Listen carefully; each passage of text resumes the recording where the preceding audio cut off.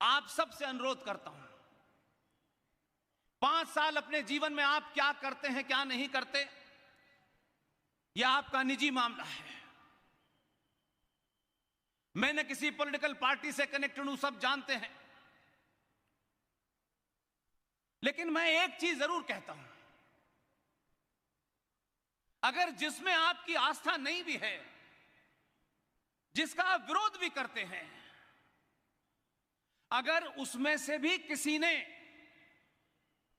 सनातन को इस सकरी गली से निकालकर बाहर खड़ा करने में थोड़ी सी भी भूमिका निभाई है तो उसकी तारीफ कीजिए। उनका नाम लेने से हम बड़े होंगे, छोटे नहीं होंगे।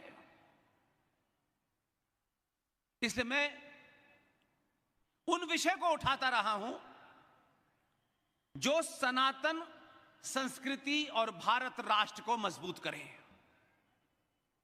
मैं राजनीति पे बहुत कम बोलता हूं और 14 के बाद से तो बोलने की आवश्यकता ही नहीं, इसलिए कि राजनीति पे हर दूसरा आदमी बोल रहा है। हमने जो गलती की है कि हमने उन चीजों की तरफ न किताब खोल के देखा, और हमारे यहां चुनाव लड़ने वाले लोग चुनाव लड़ते हैं इस पार्टी से उस पार्टी से, कभी इसमें कभी उस पार्टी में। इस दुकान का माल अच्छा नहीं बिक रहा है तो उस दुकान पे चले जाओ। कोई आइडियोलॉजी के लिए चुनाव नहीं लड़ता, यह सबसे बड़ा पाखंड है। सब सत्ता प्राप्ति के लिए चुनाव लड़ते हैं। मैं ये कह रहा हूं, देश और राष्ट्र, इन दोनों में से आपको तय करना है कि आपकी भूमिका क्या है। देश एक भूमि के टुकड़े को कहते हैं, एक ज्योग्राफी बाउंड्री है उसकी। देश संविधान से चलता है, संसद से चलता है, न्यायपालिका से चलता है, उसे पुलिस चलाती है, उसे सेना चलाती है। और देश को चलाने के जितने भी अंग हैं सबको तनख्वाह मिलती है, और वो नियम चाहे अच्छे हो या बुरे हो, संविधान अच्छा हो या बुरा हो, चलेगा उसी से जब तक उसमें बदलाव ना हो। सरकार में 500-600 लोग चुन के जाते हैं, और इस देश में अगर हम ये मान भी लें, सनातनी हिंदुओं की गिनती के हिसाब से भी मान लें, तो 85 करोड़ लोगों में कम से कम कोई 5-10 करोड़ पॉलिटिक्स में होंगे। हम दुनिया के एकमात्र पहले ऐसे देश हैं जहां सत्ता राष्ट्र को चलाती है, और वो इसलिए होता है कि राष्ट्र जो है उसे सत्ता नहीं चला सकती। राष्ट्र हमारा समाज चलाता है, राष्ट्र हमारे सरोकारों से चलता है, परंपराओं से चलता है, आस्थाओं से चलता है। और मेरी आस्था को किसी भी सरकार को, कोई सी भी सरकार हो, उस सरकार का कोई भी अंग हो, चाहे वो न्यायपालिका हो, उसे मेरी आस्थाओं में दखल देने का अधिकार नहीं है। अगर मेरी आस्थाओं में कोई सवाल खड़ा हो गया है, अगर उन आस्थाओं में कुछ बदलाव सा लगता है, कोई करेक्शन करना लगता है, तो मैं ये पहले भी कहता था और आज भी कह रहा हूं, 2012 से जब से चलना शुरू किया, इसी शब्द को कह रहा हूं। अगर हमारी आस्थाओं परंपराओं में कुछ भी होना है तो उसकी सर्वोच्च संस्था है शंकराचार्य। ऐसे किसी भी विवाद पे शंकराचार्य के शब्द आखिरी होंगे, किसी नेता के नहीं होंगे।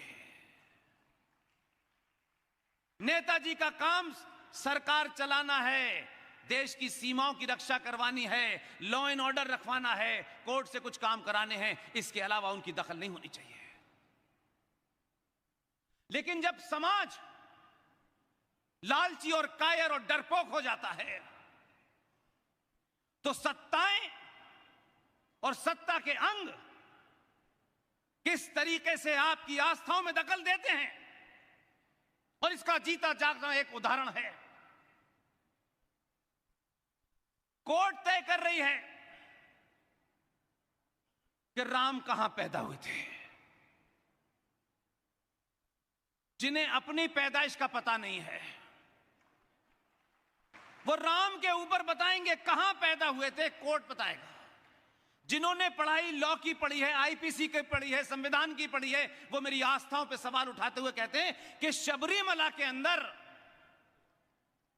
जेंडर जस्टिस नहीं है। हम उनका पाखंड एक सामान्य नागरिक होकर के भी बिना डरे हमने सुप्रीम कोर्ट में यह सवाल खड़ा किया कि शबरीमला के अंदर बिना उस मंदिर की शक्ति को जाने बगैर, उस परंपरा को जाने बगैर जज साहब को लगा कि सुप्रीम कोर्ट का कहना है कि शबरीमला में जेंडर जस्टिस नहीं है, यहां जेंडर जस्टिस होना चाहिए। हमने बख्शा किसी को नहीं, शोर नहीं मचाया, एक पिटीशन डाली सुप्रीम कोर्ट में और कहा कि जो आपको जेंडर जस्टिस शबरीमला में चाहिए, जज साहब फिर ये जेंडर जस्टिस सब जगह होना चाहिए, तो फिर मस्जिद में भी करने का ऑर्डर दीजिए।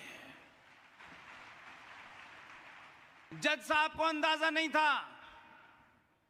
जज साहब बोले ये बड़ा मुश्किल है। मैंने कहा जज साहब अगर आप मस्जिद में जेंडर जस्टिस करेंगे तो सड़क पे आपके साथ जस्टिस नहीं होगा। ये बात आप जानते हैं, इसलिए आपकी हिम्मत नहीं है ये कहने की कि मस्जिद में भी जेंडर जस्टिस होना चाहिए। इसलिए इस देश में जैसे जैसे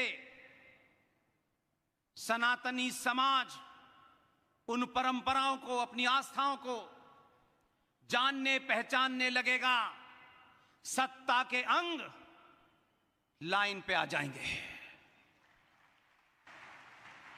यह युद्ध है और यह किसी एक सरकार, दो सरकार के लिए नहीं है। सरकार आती हैं जाती हैं, हजारों बार बहुत सारी पार्टियां बनी, बहुत सारी सरकारें चली गई आकर के, लेकिन जिस देश का नागरिक सरकारों पे निर्भर हो जाता है, उनके साथ कैसे कैसे महापाप होते हैं, इसकी भी मैं आपके सामने मिसाल रखता हूं।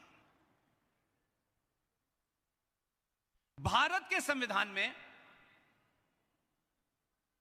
सब संविधान की बात कर रहे हैं। जब यह संविधान बन रहा था और वहां सेकुलरिज्म की डिबेट हो रही थी कॉन्स्टिट्यूंट असेंबली के सामने, तो अयंगर साहब, जवाहरलाल नेहरू, बी आर अंबेडकर, ये सब उस बहस में शामिल थे और बहस हुई कि भारत का संविधान सेकुलर होना चाहिए। तो एक तो ये सेकुलर शब्द आया कहां से, ये कहां से हमने आयात किया और क्यों इसकी भारत में डिबेट हो रही है। तब भी अयंगर ने विरोध किया, नेहरू ने विरोध किया, पटेल ने विरोध किया, अंबेडकर ने विरोध किया, लेकिन उस समय की उस जो डिबेट थी उसको आप पढ़ें तो देखिए, अपने दिल में यह मत रखिएगा कि किसका सरनेम क्या है। हम जब किसी के नाम का सरनेम देख करके तय करते हैं तो हम आधी बेईमानी करते हैं। उस समय की डिबेट को पढ़ें, और जब मैंने उसको पढ़ा तो मैंने कहा यह बात कुछ लोगों को हो सकता है पॉलिटिकल सूट न करती हो, लेकिन समाज को अगर यह पता होती तो यह दिन नहीं देखना होता आपको। अंबेडकर ने सेकुलरिज्म की डिबेट करते हुए यह कहा कि अनादिकाल से भारत की भूमि पर अनेक पंथ आए, मत आए, उन्होंने अपनी पूजा पद्धति को यहां स्थापित किया, पूजा पद्धति की, लेकिन उन हजारों सालों के अंदर भी उनकी गिनती कम थी, ज्यादा थी। एक घटना नहीं मिलती दुनिया के इतिहास में कि भारत की भूमि पे जो दूसरे पंथ आए जो बाहर से ठुकराए गए थे, जिनको लूट लिया गया था, जिनको मार दिया गया था, हमने कभी भी उनकी पूजा पद्धति के कारण हमने उनके साथ भेदभाव किया हो, किसी की हत्या की हो। और उसके बाद अंबेडकर का जो तर्क था वो बहुत खूबसूरत है। उन्होंने कहा कि भारत भूमि अनादिकाल से ऐसी रही है कि इस भूमि में सेकुलर शब्द लाके इस भारत भूमि का अपमान मत करो।